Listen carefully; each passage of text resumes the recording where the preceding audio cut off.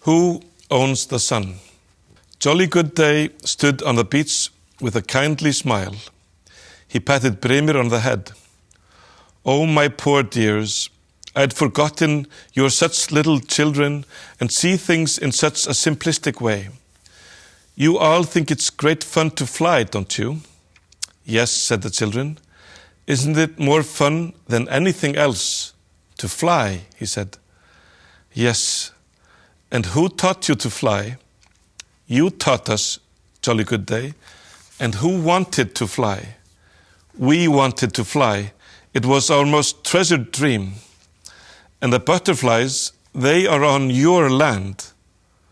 "Our land? Is it possible to own land?" asked the children. "Yes, indeed," said Jolly Good Day. "You own the land where the butterflies live, and that's why you may do what you want with the butterflies. And if others want to see the butterflies fly over their land, then they must pay for it, because you own the butterflies. You're not going to stop flying unless they pay you to do it." "Pay us with what?" "They can pay with gold, for example." "What do you do with gold?" asked the children. "You store it where no one else can see it," said Jolly Good Day. The children thought this was very strange. "And what about the sun? Who owns the sun? It didn't start anywhere and never stops shining anywhere, but goes ring after ring and shines equally on all of the planet. That is until we had it fastened down with a nail," said Brimir. "You own the sun, of course. The idea to nail down the sun was ours, and if the others want to see the sun for a few days a year, then they will have to pay for it too." The children thought about this for quite a while. In other words, the children on the other side really owe us gold for having been able to see the butterflies for free for hundreds of years, said Arnar the thinker. "Exactly," said Jolly Good Day. "Isn't that fair? To pay for the butterflies?" Brimir and Hulda looked a little bewildered. "We don't quite understand," they said. "That can't be right." Jolly Good Day heaved a sigh. "I'll explain it to you in baby talk, since you're being so stupid. Do you want to stop flying and have everything as boring as it was in the old days?" "No," mumbled everyone, except Hulda and Brimir, who shuffled their feet uneasily. "Do you remember how boring it was here before I came?" said Jolly Good Day. "Yes, life was dreadfully dull," said the children. "And do you remember what Brimir and Hulda said when I landed here?" "Yes, they said that you were a horrible man-eating space monster with 14 heads and 10 ears and sharp tusks. You see how they let their imagination run away with them. I turned out not to be a monster, but the highly entertaining Jolly Good Day, and the children on the other side of the planet are definitely nowhere as badly off as Brimir and Hulda says they are, even though if the sun is fixed in our sky. The children on the other side, they have the moon and the stars. But the clouds the wolf drives away from us hide the moon and the stars on the other side," cried Brimir. "Do you hear that, kids?" said Jolly Good Day. "The children on the other side, they have the moon and the stars and all the clouds as well, but we only have one sun. Isn't that unfair? And what do they want now? They want to have the sun half of the day as well. What a nerve!" Brimir and Hulda protested. "But the children on the other side live in eternal darkness." "And what did you tell the children on the other side?" asked Jolly Good Day. There was a long silence before Hulda muttered, "We told the children on the other side that there was eternal darkness here too, and that we looked so brown because we ate only soil," added Brimir. "Did you hear that, kids? They told the children in the darkness that we live in darkness, and then they tell us that there's darkness there too. What can we believe? Are they perhaps always lying? First they see a space monster, then they see children in darkness. If I hadn't given them the Teflon Wonder Stuff and butterfly powder, Brimir and Hulda would have been eaten by wild animals. Unless, of course, those stories are a lie too. And they call this gratitude. Jolly Good Day had become really annoyed. There seems to be only one way to solve this problem. We must vote on it. Vote, asked the children. Then we know what the majority wants, and the majority is always right and should decide whether or not everything should continue to be fun or not. That's only fair, isn't it? Or maybe you too want to rule all on your own. No, the majority must be right, said Brimir and Hulda. The elections. The kids looked at Hulda and Brimir, who looked sadly down at the ground. Jolly Good Day began to speak. My dear kids, before you vote, I'm going to tell you the truth once and for all. Although the sun is always shining on this side of the planet, there is as much sunshine on the planet on average according to an index calculated aggregate year, while bearing in mind that reported latest figures from the development process, which are within 2% repository of Bull and Blarney, and when multiplied 45 times and subtracted from the irritating hot air bull aspect of price equalizing regulatory processing.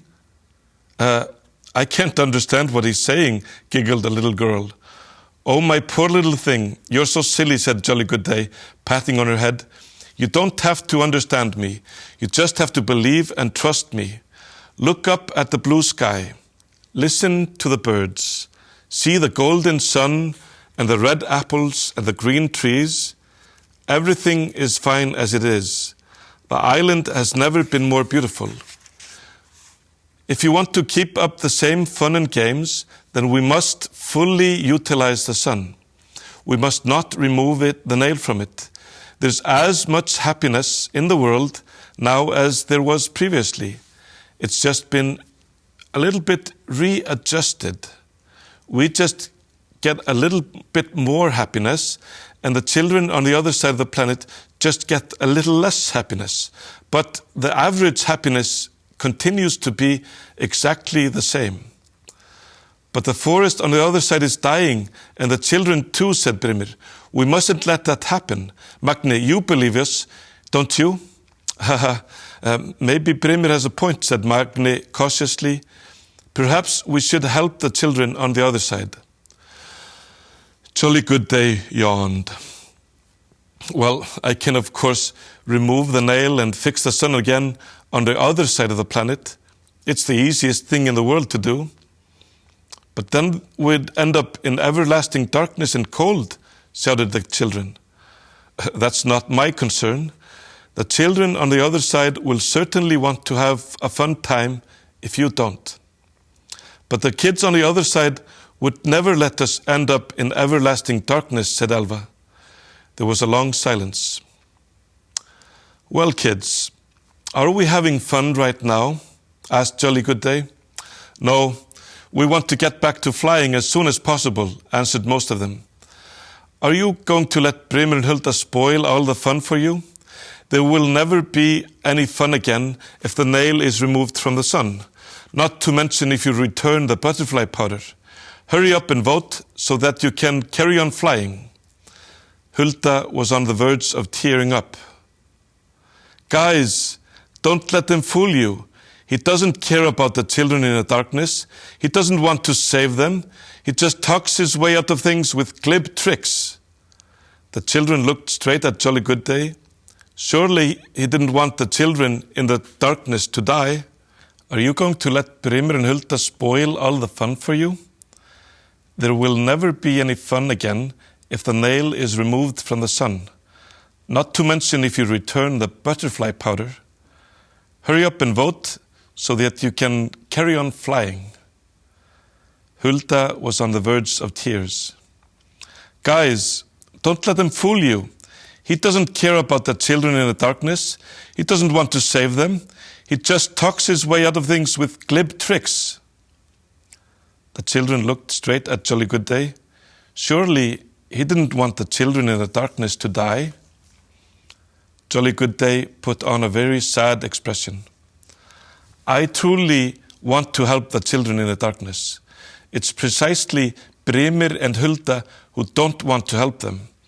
They want to have me remove the nail from the sun and let the children in the darkness fend for themselves.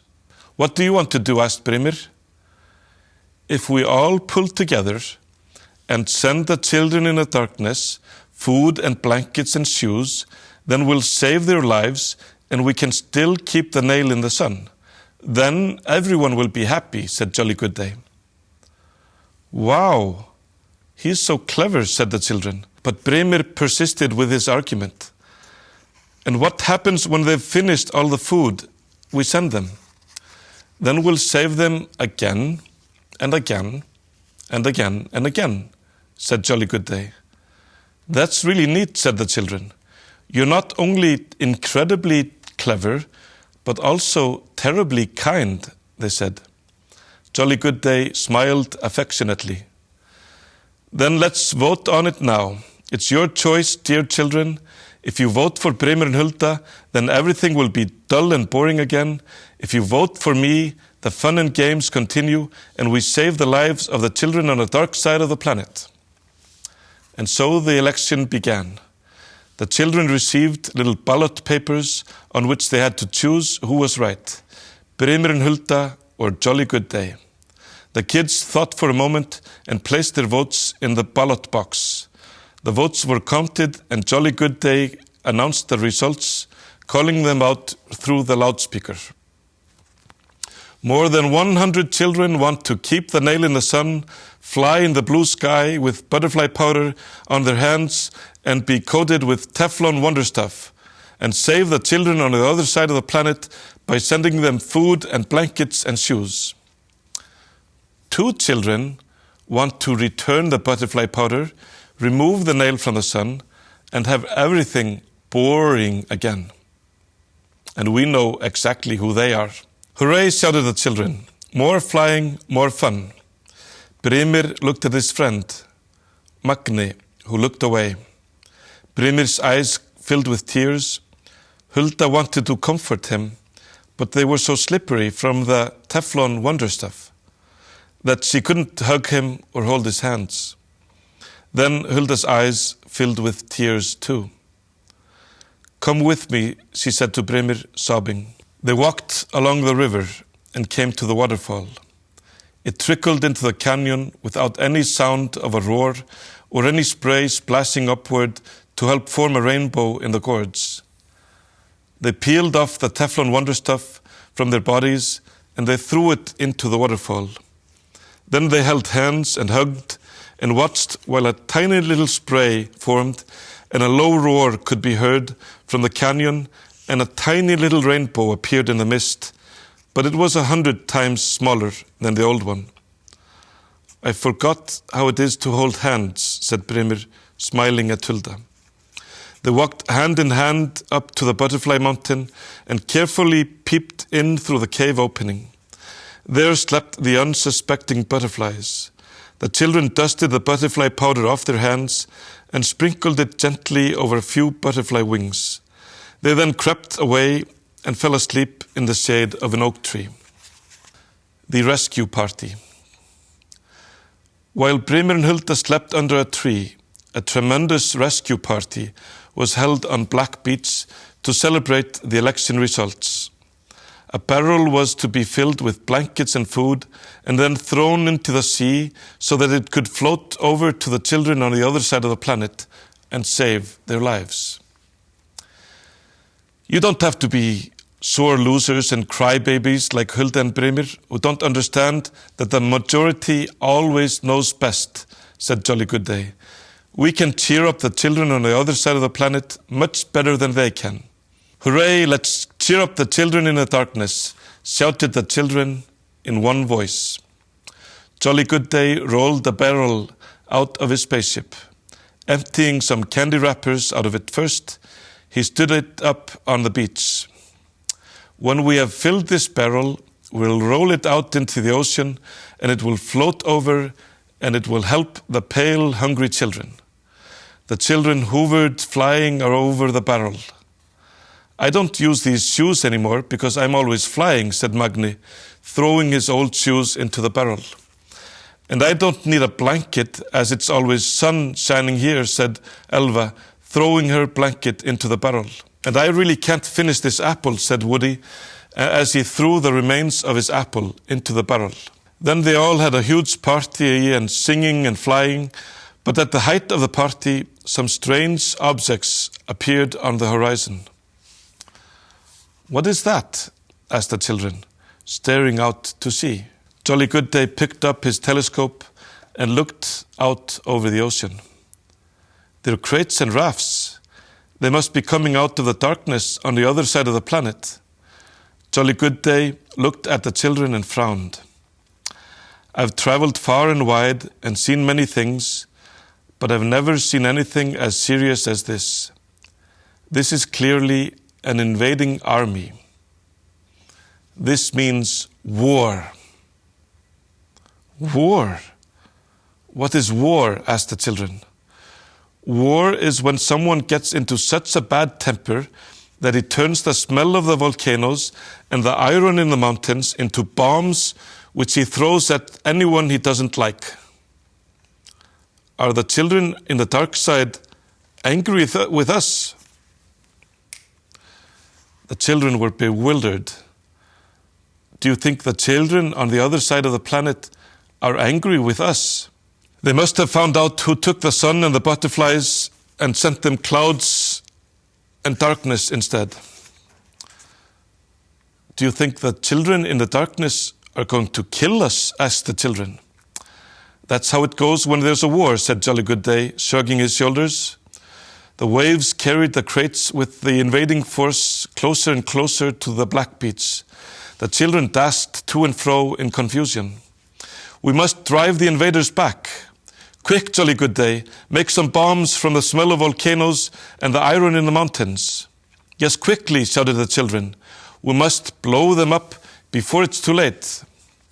Jolly Good Day thought it over. The first crates had almost reached the shoreline. Well, little kids, it's a little expensive, said Jolly Good Day calmly. How much does a bomb cost? Shouted the children. It will cost 1 heart per person to throw a bomb, said Jolly Good Day. 1 heart? Well, it's impossible to throw bombs if you have a normal child's heart in your breast. As soon as you throw a bomb, it becomes either a stone heart or a steel heart. And how would that change us? You won't grow bigger and you won't grow any smaller, but if you get a stone heart, your life will be much easier. You won't even need to have friends. What about a steel heart? Then you'll never be bored and never be happy and won't need to have feelings anymore. Men with steel hearts, they never cry. Quick, Jolly Good Day, save us, make the bombs. Jolly Good Day transformed the smell of volcanoes and the iron in the mountains into bombs, which he handed out to the children. He then took cover behind a rock and hunched down with the loudspeaker. The children took their places on the shoreline and aimed at the invading army on the sea. Ready, aim, and bombs away, bellowed Jolly Good Day. But there was no explosion. The children held on to their bombs as no one wanted to be the first to throw one. No one liked the idea of getting a stone heart or a steel heart.